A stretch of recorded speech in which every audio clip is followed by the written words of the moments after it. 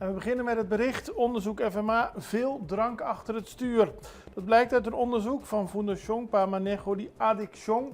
Dat is de organisatie die zich bezighoudt met de bestrijding van verslaving, met hulp aan mensen die verslaafd zijn, onder meer aan alcohol en drugs. En uit het onderzoek blijkt dat meer dan de helft van de ondervraagde Curaçaoënaars ooit onder invloed van alcohol reed. 1 op de 10 uit die groep raakte betrokken bij een ongeval. Ook het gebruik onder jongeren springt in het oog. Ruim 80% van de deelnemers jonger dan 21 jaar gebruikte ooit verslavende middelen. De enquête was online en telde bijna 400 deelnemers, meer vrouwen dan mannen. En FMA benadrukt dat de peiling niet representatief is voor heel Curaçao, maar wel trends en risico in kaart brengt.